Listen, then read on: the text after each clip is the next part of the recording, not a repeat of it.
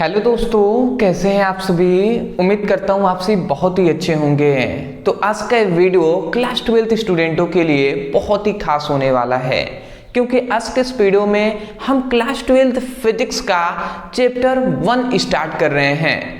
तो मैंने आपसे कहा था कि कोई भी चैप्टर हम स्टार्ट कर रहे हैं तो उसका जो पहला वीडियो होगा ना, पहला, जैसे ये इस चैप्टर का पहला वीडियो है, तो पहला जो वीडियो होगा वो पूरा बेसिक होगा।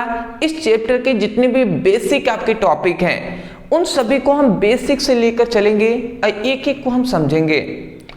देखिए, मेरा सिखाने का स्टाइल यही है कि मैं सभी चीज़ों को रटवाता नहीं हूँ, मैं उसको समझाता हूँ और समझाकर याद करा देता हूँ। अगर आप इस वीडियो को अंत तक देखते हैं तो आपको पता चल जाएगा कि कैसे, मतलब मैं पढ़ाने का तरीका क्या है, कैसे मैं सिखाता हूँ। तो मैं यही कहूँगा, वीडियो को आप अंत तक ज़रूर देखिएगा, थोड़ा सा पेशेंस रखिएगा, आपको एक एक चीज़ समझ में आएगा। तो चलिए दोस्तों, हम समझ लेते हैं। तो देखिए, सबसे पहली बात आता है कि अगर हम यहाँ पे देखते हैं, देखिए पहला चैप्टर का नाम है विद्युत आवेश तथा क्षेत्र, चैप्टर है 1। तो सबसे पहला हमारा यही टॉपिक आता है कि विद्युत कहते किसे हैं। सबसे पहला तो हमारा यही टॉपिक है कि विद्युत कहते किसे हैं। विद्युत, ठीक है जी।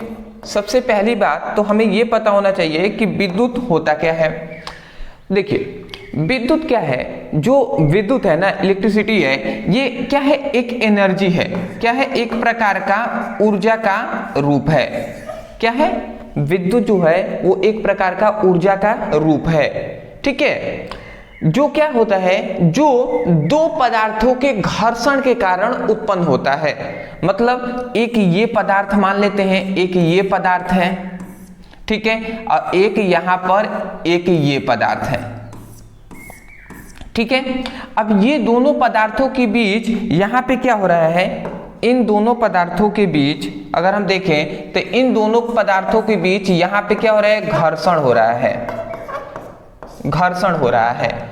तो जब दो पदार्थों को, मतलब जब दो पदार्थों के बीच घर्षण होता है तो वहां पर एक ऊर्जा उत्पन्न होती है और उसी ऊर्जा को ही हम क्या कहते हैं, विद्युत कहते हैं। बात समझ में आ गया आपको। विद्युत क्या है, विद्युत ऊर्जा का ही रूप है, ठीक है। विद्युत क्या है, एक ऊर्जा का रूप है जो दो पदार्थों के घर्षण के कारण उत्पन्न होता है। मैं आशा करता हूं कि विद्युत आपको अच्छे से समझ में आ गया होगा। देखिए, एक और आपको बात आना चाहिए कि सर केवल दो ही पदार्थ आपस में टकराएंगे तो जो ऊर्जा उत्पन्न होगी वो विद्युत कहलाएगी। तो क्या दो ही पदार्थ टकराएंगे तभी जाकर होगा। अगर मान लेते हैं एक और, मान लेते हैं यहाँ पर एक और पदार्थ हो गया, ये तीनों पदार्थ आपस में टकराते हैं, इनके बीच घर्षण होता है, तो वहां पे जो ऊर्जा उत्पन्न होगी वो विद्युत नहीं होगी। ऐसा आपको क्वेश्चन आना चाहिए, ठीक है। तो मेरा जवाब यही है कि बिल्कुल वो जो ऊर्जा उत्पन्न यहाँ पे तीन पदार्थों के बीच, मतलब तीनों पदार्थों के घर्षण के कारण जो ऊर्जा उत्पन्न होती है उसे भी हम विद्युत ही कहेंगे, ठीक है ना। उसे भी क्या कहेंगे, विद्युत ही कहेंगे।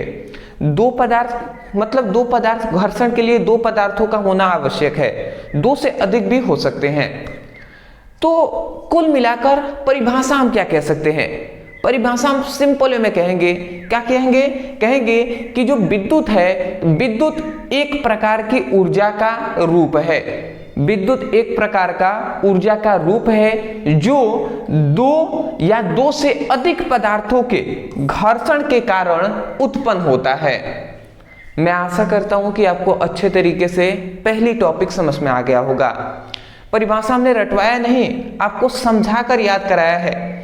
तो देखिए, वही बात हम यहाँ पे लिख देते हैं परिभाषा आपको। देखिए, हम क्या जाने हैं कि जो विद्युत है, विद्युत एक प्रकार का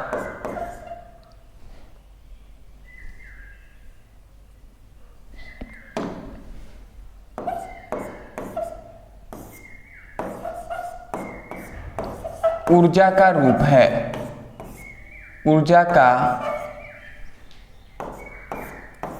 रूप है। जो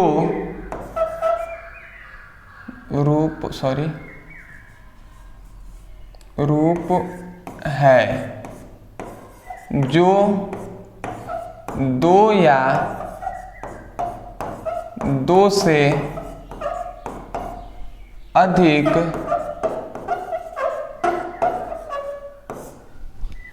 पदार्थों के घर्षण के कारण,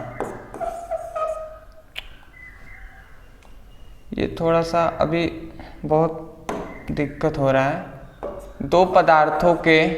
दो या दो से अधिक पदार्थों के घर्षण के कारण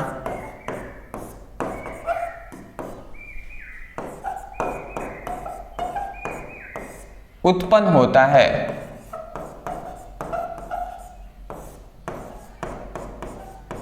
ठीक है जी, पहला हमारा टॉपिक कंफर्म हो गया, क्लियर हो गया। ठीक है, विद्युत किसे कहते हैं? विद्युत एक प्रकार की ऊर्जा का रूप है जो दो या दो से अधिक पदार्थों के घर्षण के कारण उत्पन्न होता है। पहला हमारा टॉपिक क्लियर हो गया।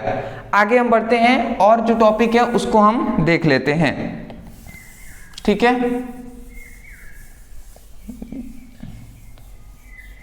Just a second. देखिए, थोड़ा सा मैं पहले ही बता दूं, डिजिटल बोर्ड मेरे लिए नया है, मैं थोड़ा थोड़ा सीख रहा हूं अभी, लिखना समझना सब कुछ, तो मैं यही कहूंगा थोड़ा सा आप सब्र रखिएगा। ठीक है, अब देखिए यही आ गया, आप पता नहीं कहां से बैक होगा, कैंसिल कैंसिल, अब ये आ गया, इसको कहां से अब हटाएं?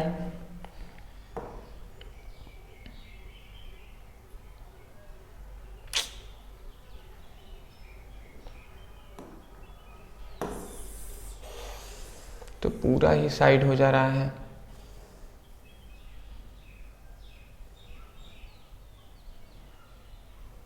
ठीक है जी,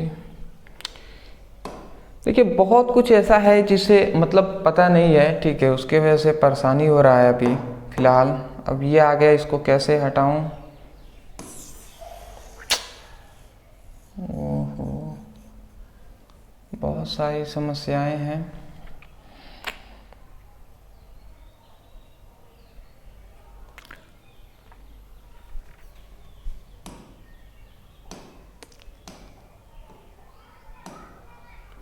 ठीक है, सॉरी, थोड़ा सा बहुत कुछ नया नया सिस्टम है, मुझे ज़्यादा कुछ पता नहीं है, बट क्या होता है ना, कोई भी चीज़ नया होता है थोड़ी सी दिक्कत होती ही है, चाहे कोई भी व्यक्ति हो, तो धीरे धीरे सीखेंगे समझेंगे।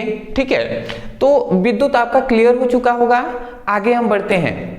देखिए, विद्युत का हमने तो परिभाषा बताया, बट विद्युत का उत्पादन कैसे हुआ? तो देखिए, विद्युत के बारे में सबसे पहले अध्ययन करने वाले जो वैज्ञानिक थे, जिनका नाम था बेंजामिन फ्रैंकलिन। ठीक है, तो एक वैज्ञानिक थे, ये नोट में आप ये बातें आप याद रखेंगे, मैं आपको बता दे रहा हूं।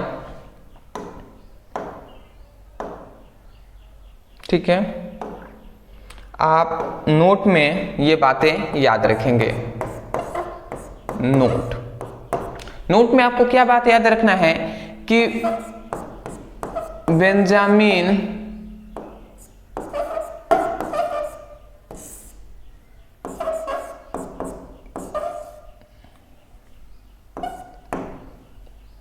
बेंजामिन फ्रैंकलिन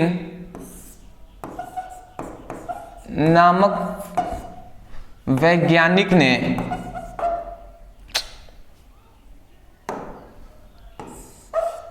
ठीक है, वैज्ञानिक ने सर्वप्रथम मतलब सबसे पहले सर्वप्रथम विद्युत मतलब इलेक्ट्रिसिटी के विद्युत के बारे में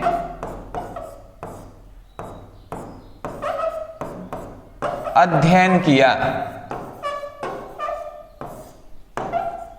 क्या किया? अध्ययन, स्टडी किया इन्होंने। इतनी बात समझ गए? अध्ययन किया।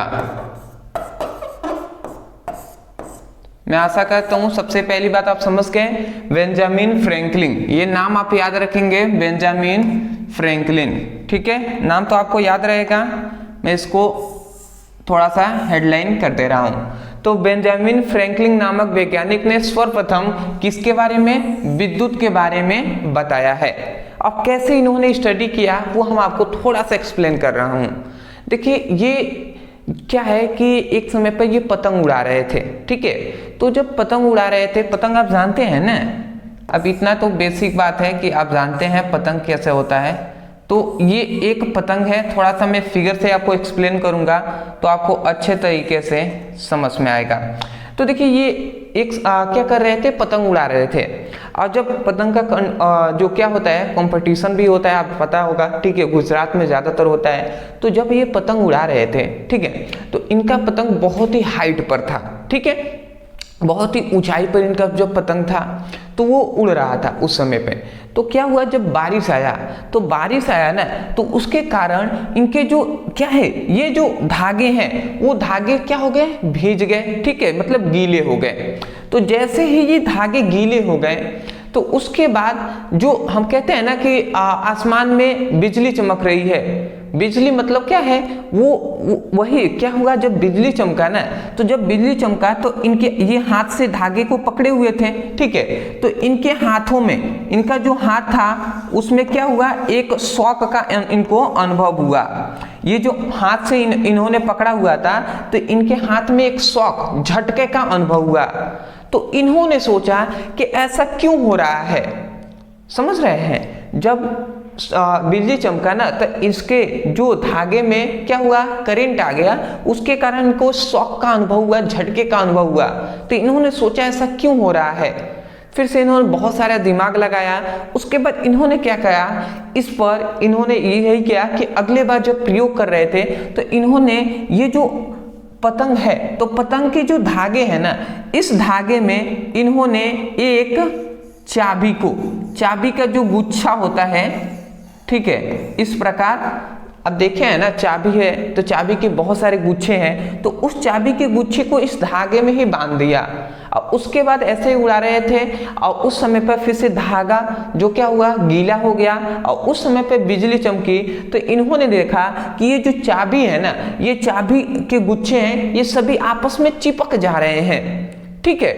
तो उन्होंने सोचा कि शॉक तो लग ही रहा है, उसके साथ साथ ये चाबियां की जो गुच्छे हैं वो आपस में चिपक क्यों रहे हैं, और उसी पर इन्होंने प्रयोग करना स्टार्ट किया। मैं आशा करता हूं कि आपको समझ में आ रहा होगा। अब ये क्यों चिपक रहे हैं, ये आवेश के कारण ही चिपक रहे हैं, वो सब आपको आगे हम अभी आपको डिटेल में एक्सप्लेन करेंगे। पहली बात, थोड़ा सा मैंने डीप में डिस्कस किया है। मैंने कहा था कि बेसिक रहेगा हमारा जो पहला क्लास होगा किसी भी चैप्टर का, तो उसीलिए मैं थोड़ा सा एक्सप्लेन आपको किया हुआ हूँ, जिससे आपको दिमाग में हमेशा ये याद रहे कि कैसे विद्युत का उत्पादन हुआ, ठीक है। तो देखिए कोई भी चीज है तो उसका जो क्या होता है, पहले छोटे से चीज से ही उसकी उत्पत्ति होती है, उसके बाद बहुत ही बड़े बड़े इंस्ट्रूमेंट सब कुछ आगे होते हैं। तो विद्युत के बारे में आपने इतना जान लिया कि जब पतंग उड़ा रहे थे कौन, बेंजामिन फ्रैंकलिन, तब जाकर उन्हें एक शॉक का अनुभव हुआ, जिससे इन्होंने क्या किया, अलग अलग प्रयोग किया और उससे विद्युत का पता इन्होंने किया। तो प्रयोग इन्होंने क्या किया उसको अब हम समझ लेते हैं। देखिए मैं यहाँ पे लिख रहा हूँ प्रयोग, थोड़ा सा अभी के लिए पहला वीडियो है तो थोड़ा सा आप सब्र रख के समझेंगे, ठीक है ना, समझने पर ज्यादा फोकस कीजिएगा, बेसिक है, आगे आपको इस चैप्टर में पढ़ने के लिए बहुत ही यूजफुल साबित होगा। देखिए इन्होंने प्रयोग क्या किया, इन्होंने सबसे पहले एक कांच के छड़ को लिया इन्होंने, ठीक है जी, इन्होंने ये क्या लिया, इन्होंने कांच का छड़ लिया और एक और इस कांच के छड़ को इन्होंने क्या किया जानते हैं, इस कांच के छड़ को इन्होंने एक धागे में बांधकर इसको स्वतंत्रता पूर्वक लटका दिया। ऐसा ही इसी के जस्ट पास में इन्होंने फिर से क्या किया, इन्होंने एक और कांच के छड़ को लिया, एक और कांच के छड़ को लिया। किसका? कांच का ही छड़। ठीक है, तो देख रहे हैं दो कांच के छड़ को लिए और इन्होंने स्वतंत्रता पूर्वक लटकाया। अब लटका कर इन्होंने क्या किया कि इस कांच के छड़ को, इन दोनों कांच के छड़ को किससे रगड़ा? तो बिल्ली की खाल। ये बात आप याद रखेंगे कि इस कांच के छड़ को इन्होंने बिल्ली के खाल से रगड़ा। मैं यहां पे लिख दे रहा हूं, किससे?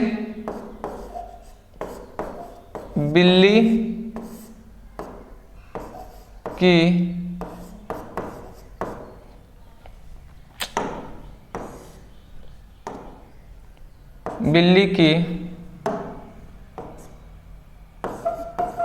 खाल।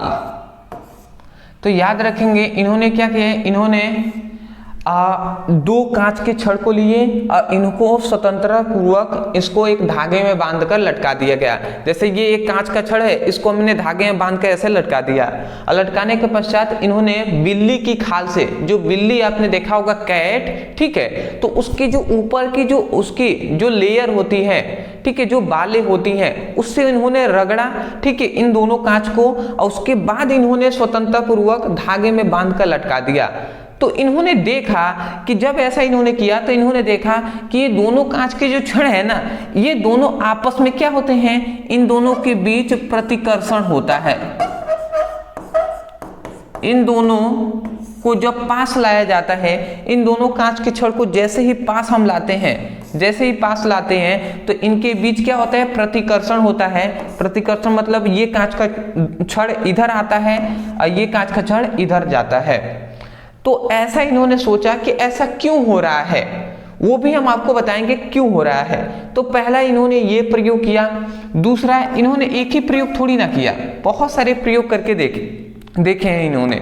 अब एक एक करके हम डिटेल में, दूसरा फिर से इन्होंने प्रयोग किया कि इन्होंने एक और, ठीक है, आप समझिएगा, मैं आपको बता दूं, इन्होंने फिर से एक कांच के छड़ को लिया, ठीक है, यहां पे इन्होंने फिर से एक कांच के छड़ को लिया और एक और फिर से यहां पर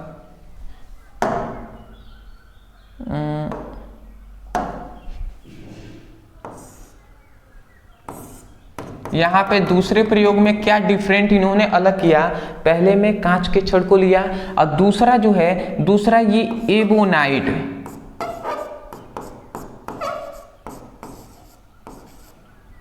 एबोनाइट का छड़ लिया। पहला छड़ कांच का छड़ लिया, दूसरा एबोनाइट के छड़ को लिया और इन दोनों को बिल्ली के खाल से रगड़कर और इनको स्वतंत्रता पूर्वक धागे में बांधकर लटकाया गया। तो इन्होंने देखा कि जब ऐसे हम लटका रहे हैं और इनको पास ला रहे हैं, तो इन दोनों को जब पास लाया जाता है तो इनके बीच आकर्षण हो रहा है। क्या हो रहा है? आकर्षण हो रहा है। आकर्षण मतलब हम जैसे ही पास ला रहे हैं तो ये भी तेजी से इसके पास जा रहा है, ये भी तेजी से इसके पास आ रहे हैं, दोनों के बीच आकर्षण हो रहा है। तो वैज्ञानिकों ने सोचा ऐसा क्यों, कुछ ना कुछ तो इन पर उत्पन्न हो रहा होगा जिसके कारण यहाँ पे हम देख रहे हैं प्रतिकर्षण हो रहा है, दूर भाग रहे हैं, और यहाँ पे आकर्षण हो रहा है, पास आ रहे हैं। तो ऐसा क्यों हुआ? और जब ऐसा इनको क्वेश्चन किया गया, सोचा वैज्ञानिकों ने, तो बताया वैज्ञानिकों ने निष्कर्ष ये निकाला कि ये हो रहा है आवेश के कारण। किसके कारण? आवेश के कारण ये हो रहा है। अब आती है बात कि आवेश किसे कहते हैं और कौन सी आवेश, वो भी हम डिटेल में आपको बताएंगे। पर अभी के लिए फिलहाल इतना आप जान जाइए कि आवेश के कारण ये उत्पन्न हो रहा है। अब वैज्ञानिकों ने ये बताया कि जब ये जो कांच का छड़ है, तो कांच के छड़ पर धनात्मक आवेश उत्पन्न हो जा रहा है, ठीक है। जब हम बिल्ली की खाल से रगड़ रहे हैं तो कांच के छड़ पर धनात्मक आवेश उत्पन्न हो रहा है। देख रहे हैं, ये भी कांच का छड़ है तो इस पर भी धनात्मक, ये भी कांच का छड़ है, इस पर भी धनात्मक। हम बात जानते हैं कि जब सामान्य जो आवेश होते हैं उनके बीच प्रतिकर्षण होता है, क्योंकि इलेक्ट्रिसिटी से पहले हमने विद्युत के बारे में जान लिया था हम जानते थे, ठीक है ना, कि जो विद्युत के दो ध्रुव होते हैं, एक होता है उत्तरी ध्रुव, दक्षिणी ध्रुव। तो हम जानते हैं सामान्य ध्रुव एक दूसरे को प्रतिकर्षित करते हैं। तो उसी प्रकार जो समान आवेश होंगे, देख रहे हैं इस पर भी धनात्मक, इस पर भी धनात्मक, तो इनके बीच भी प्रतिकर्षण होगा। तो ऐसे वैज्ञानिकों ने कहा कि इन दोनों कांच के छड़ हैं, इस पर धनात्मक आवेश उत्पन्न हो रहा है, इसलिए इनके बीच प्रतिकर्षण हो रहा है। और यहाँ पे कांच का जो छड़ है तो इस पर प्लस आवेश तो उत्पन्न होगा, धनात्मक आवेश, बट यहाँ पे हम देखते हैं तो इधर एबोनाइट का छड़ है तो इस पर ऋणात्मक आवेश उत्पन्न होता है। तो हम जानते हैं कि एक धनात्मक आवेश है, एक ऋणात्मक आवेश है, मतलब समान आवेश नहीं है। तो असमान आवेशों के बीच जो लगता है वो आकर्षण बल होता है, ठीक है। तो इनमें इस पर धनात्मक आवेश उत्पन्न हो रहा है, इस पर ऋणात्मक आवेश, इसलिए यहाँ पे आकर्षण की घटना हो रही है, ऐसा वैज्ञानिकों ने कहा। अब यहाँ पे दो चीजें आती हैं, क्या आता है कि यहाँ पे बात ये आ गया कि सबसे पहले सर आवेश क्या है। आवेश के ही दो प्रकार होते हैं, एक होता है धनात्मक आवेश और दूसरा होता है ऋणात्मक आवेश, ठीक है। ये दो चीजें होती हैं, तो इस पर भी हम डिटेल में एक्सप्लेन करेंगे। मैं फिलहाल के लिए अभी आप स्क्रीनशॉट ले लीजिए, ठीक है। इसके आगे हम आवेश के बारे में जानेंगे और भी कुछ टॉपिक हैं, उन सभी को क्लियर करेंगे, ठीक है। स्क्रीनशॉट ले लीजिए।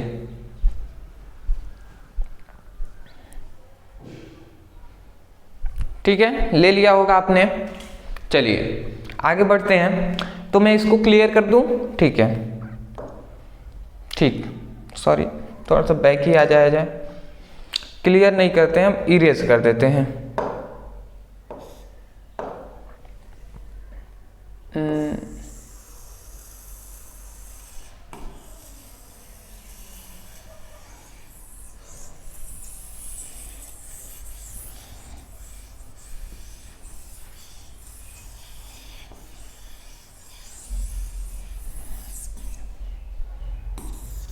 ठीक है जी, पूरा क्लियर हो चुका है। ठीक, आगे बढ़ते हैं। तो देखिए अब हमारा क्वेश्चन यही आता है कि आवेश किसे कहते हैं, ठीक है। दूसरा हमारा टॉपिक है कि आवेश किसे कहते हैं। आवेश, देखिए आवेश किसे कहते हैं, तो मैं आपको बता दूं, आवेश भी क्या है, आवेश भी एक प्रकार का ऊर्जा का ही रूप है। मतलब जो क्या है, जो आवेश है वो भी क्या है, एनर्जी का ही एक रूप है, ठीक है। जिसके कारण क्या होता है, जिसके कारण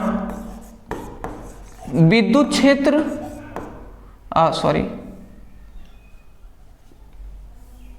जिसके कारण क्या होता है, जिसके कारण विद्युत क्षेत्र और क्या होता है, और दूसरा चुंबकीय क्षेत्र, चुंबकीय क्षेत्र, ठीक है। जो आवेश है वो भी एक प्रकार का ऊर्जा है, जिसके कारण विद्युत क्षेत्र और चुंबकीय क्षेत्र क्या होते हैं, उत्पन्न होते हैं, उत्पन्न होते हैं, ठीक है। इसकी उत्पत्ति होती है, तो उसे ही हम क्या कहते हैं, आवेश कहते हैं। समझ रहे हैं ना, विद्युत क्षेत्र क्या होता है, चुंबकीय क्षेत्र क्या होता है, वो हम आगे पढ़ने वाले हैं। अभी फिलहाल आप ये समझिए कि जो आवेश है ना, तो आवेश एक प्रकार का ऊर्जा का ही रूप है, जिसके कारण विद्युत तथा चुंबकीय क्षेत्र उत्पन्न होता है। परिभाषा कोई पूछे तो आप बता देंगे, आवेश एक प्रकार का ऊर्जा का रूप है, जिसके कारण विद्युत तथा चुंबकीय क्षेत्र उत्पन्न होता है। सिंपल सा है, मैं आशा करता हूं समझ गए होंगे। परिभाषा में लिख दे रहा हूं, ठीक है, लिखता हूं मैं। देखिए आप क्या लिखेंगे कि आवेश, या ऐसे लिखेंगे, यह एक प्रकार का ऊर्जा का ही रूप है, ऊर्जा का ही रूप है, जो जिसके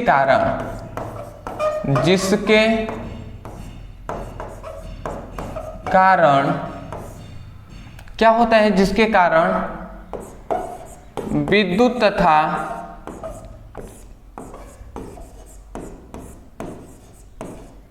चुंबकीय क्षेत्र उत्पन्न होते हैं। थोड़ा सा मैं इस पर फास्ट नहीं लिख पा रहा हूँ, ठीक है ना, नहीं तो राइटिंग और भी खराब हो सकती है, इसलिए मैं थोड़ा सा धीरे धीरे लिख रहा हूँ, जिससे आपको समझ में तो कम से कम आए कि क्या हम लिख रहे हैं। समझ रहे हैं ना। तो यह एक प्रकार का ऊर्जा का रूप है जिसके कारण विद्युत तथा चुंबकीय क्षेत्र उत्पन्न होता है। कौन सा क्षेत्र उत्पन्न होता है, तो ये क्षेत्र आप जरूर याद रखेंगे। कौन सा क्षेत्र उत्पन्न हो रहा है, विद्युत क्षेत्र और चुंबकीय क्षेत्र, यही दो क्षेत्र हैं जो उत्पन्न होते हैं आवेश के कारण। ठीक है जी, आगे बढ़ते हैं। तो सबसे पहली बात इतना समझ के, अब देखिए जो आवेश है ना, मैं अगर आपको बताऊं तो देखिए आवेश के प्रकार, तो आवेश जो होता है, आवेश के प्रकार, तो आवेश के दो प्रकार होते हैं। अब वो कौन कौन से होते हैं, तो सबसे पहला होता है जो होता है धनात्मक आवेश, पहला होता है धनात्मक आवेश, ठीक है। एक और होता है दूसरा जो होता है ऋणात्मक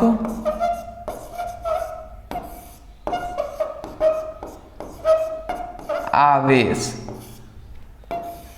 ठीक है जी। दोनों आपने समझ लिया कि आवेश के दो प्रकार होते हैं, एक होता है धनात्मक आवेश, एक होता है ऋणात्मक आवेश। अब आता है कि सर धनात्मक आवेश किसे कहते हैं और ऋणात्मक आवेश किसे कहते हैं। तो अगर सिंपल में मैं बताऊं ना, तो ऐसा पदार्थ जो अपने से अपने मतलब ऐसा पदार्थ या परमाणु कह सकते हैं, ऐसा पदार्थ या वह पदार्थ जो इलेक्ट्रॉन को त्यागता है, त्यागना मतलब देना, ठीक है। तो ऐसा पदार्थ जो इलेक्ट्रॉन को देता है, तो उस पदार्थ पे जो उत्पन्न आवेश होगा वो आवेश धनात्मक आवेश कहलाएगा। समझ रहे हैं। थोड़ा सा मैं आपको समझा दूं। तो देखिए मान लेते हैं सपोज डेट ये एक पदार्थ है, ठीक है, ये एक पदार्थ है। तो हम जानते हैं पदार्थों में क्या उपस्थित होते हैं, पदार्थ में उपस्थित होते हैं इलेक्ट्रॉन। तो इस पदार्थ में भी इलेक्ट्रॉन उपस्थित होंगे, ठीक है। अब मान लेते हैं यहां पर भी एक पदार्थ है, यहां पे एक पदार्थ है। अब इस पदार्थ को एक इलेक्ट्रॉन की आवश्यकता है, तो ये वाला पदार्थ अपना एक इलेक्ट्रॉन इसको यहां पर दे देगा। तो ये वाला पदार्थ इस पदार्थ को इलेक्ट्रॉन दे रहा है ना, तो इस पदार्थ पर जो आवेश उत्पन्न होगा वो आवेश कैसा होगा, वो आवेश होगा धनात्मक आवेश। कैसा, पॉजिटिव आवेश होगा, धनात्मक आवेश होगा। तो हमने परिभाषा क्या कहा कि वह पदार्थ जो इलेक्ट्रॉन को त्यागता है, यहां पे त्याग ही तो रहा है ना, त्याग रहा है कि नहीं, दे रहा है, त्याग रहा है। तो ऐसा पदार्थ जो अपने इलेक्ट्रॉन को त्यागता है, तो उस पदार्थ पर उत्पन्न आवेश को, उस पदार्थ पर उत्पन्न जो आवेश होगा उसे धनात्मक आवेश कहते हैं।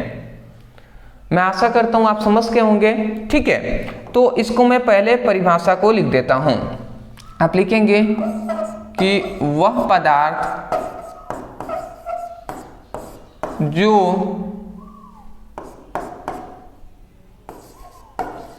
इलेक्ट्रॉन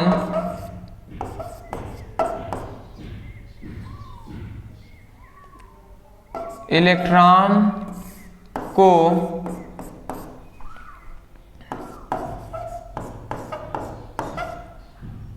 त्यागता है, वह पदार्थ जो इलेक्ट्रॉन को त्यागता है, तो उस पदार्थ पर उस पदार्थ पर उपस्थित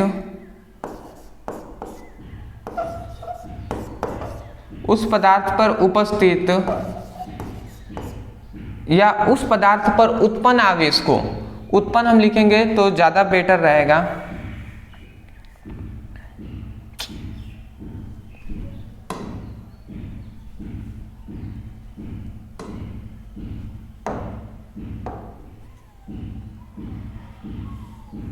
ठीक है। देखिए हमने क्या लिखा है कि वह पदार्थ, मतलब वह पदार्थ जो अपने इलेक्ट्रॉन को त्यागता है, तो उस पदार्थ पर जो उत्पन्न आवेश होगा उसे हम क्या कहेंगे, उस पदार्थ पर जो उत्पन्न आवेश होगा उसे धनात्मक आवेश कहेंगे। तो वही बात लिखा है, वह पदार्थ जो इलेक्ट्रॉन को त्यागता है तो उस पदार्थ पर उत्पन्न आवेश को धनात्मक आवेश कहते हैं। पहली बात आपको क्लियर हो चुका है कि जो अपना इलेक्ट्रॉन देगा तो उस पदार्थ पर धनात्मक आवेश उत्पन्न होगा। सिंपल वे में समझ जाइए, ऋणात्मक आवेश किसे कहते हैं, तो ऐसा पदार्थ जो इलेक्ट्रॉन को ग्रहण करता है, मतलब लेता है, तो उस पदार्थ पर जो उत्पन्न आवेश होगा वो ऋणात्मक आवेश ही उत्पन्न होगा। जैसे ये वाला पदार्थ इससे एक इलेक्ट्रॉन ले रहा है, तो ये पदार्थ इलेक्ट्रॉन को ले रहा है ना, तो इस पर जो आवेश उत्पन्न होगा वो ऋणात्मक आवेश उत्पन्न होगा। तो परिभाषा हम लिखेंगे कि वह पदार्थ जो इलेक्ट्रॉन को क्या करता है, ग्रहण, सॉरी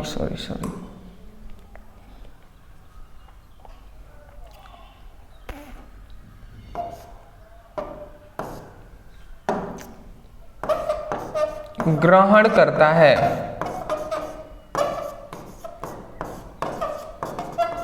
ठीक है। वह पदार्थ जो इलेक्ट्रॉन को ग्रहण करता है तो उस पदार्थ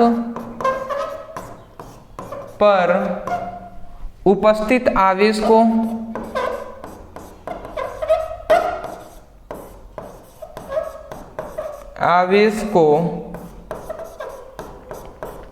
या उस पदार्थ पर उत्पन्न आवेश को, उत्पन्न लिखेंगे तो और भी बेटर रहेगा, ठीक है, तो उत्पन्न ही हम लिख देते हैं।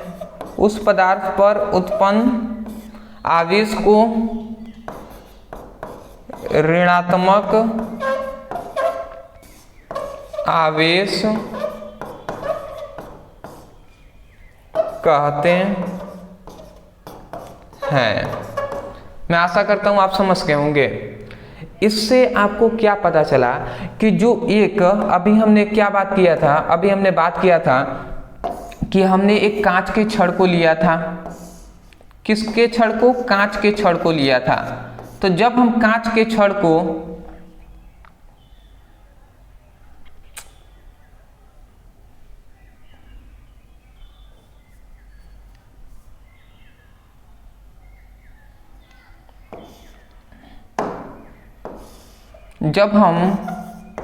कांच के छड़ को लिए थे, जैसे ये कांच के छड़ को लिया था, अब बिल्ली के खाल से रगड़ रहे थे, तो हम कह रहे थे कि इस पर कौन सा आवेश आ रहा है, तो इस पर धनात्मक आवेश उत्पन्न हो रहा है।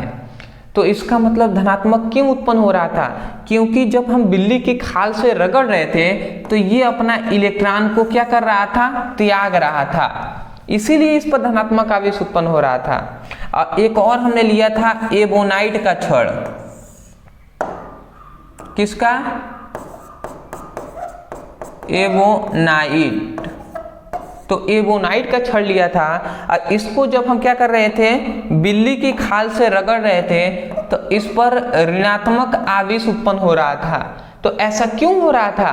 क्योंकि ये इलेक्ट्रॉन को क्या कर रहा था? ग्रहण कर रहा था, ठीक है, इसीलिए इस पर ऋणात्मक आवेश उत्पन्न हो रहा था। तो अब आपको ये सब कुछ क्लियर हो चुका होगा, मैं आशा करता हूँ आप समझ गए हैं। तो फिलहाल के लिए आप स्क्रीनशॉट ले लीजिए, ठीक है, स्क्रीनशॉट। थोड़ा सा इसको मैं बैक कर लूँ, ठीक है, स्क्रीनशॉट ले लीजिए।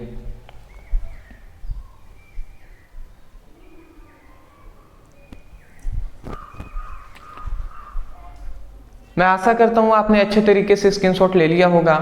तो देखिए, फिलहाल के लिए आज का ये पहला वीडियो है जिसमें हमने बेसिक कुछ जाना है जो कि आपको अच्छे तरीके से समझ में आ गया होगा। तो फिलहाल के लिए इतना ही रहने देते हैं, ठीक है। देखिए, फिलहाल मुझे लिखने में भी बहुत ज़्यादा थोड़ा सा स्लो लिखना पड़ रहा है, नहीं तो लैगिंग कर रहा है, ठीक है। अच्छा राइटिंग इस पर नहीं आ रहा है अभी फ़िलहाल के लिए। तो पीपीटी के माध्यम से पढ़ाना और भी अच्छा रहेगा, तो उसका मैं कोशिश कर रहा हूँ। फिलहाल के लिए जैसे मैं ऐसे ही पढ़ा रहा हूँ, थोड़ा सा राइटिंग के लिए आप मैनेज कर सकते हैं, ठीक है। और आप अच्छे से पढ़ाई कीजिएगा, इसको रिवीजन करिएगा। अगले क्लास कल आएगा, तो इसको तैयार करके ही कल की क्लास को आइएगा।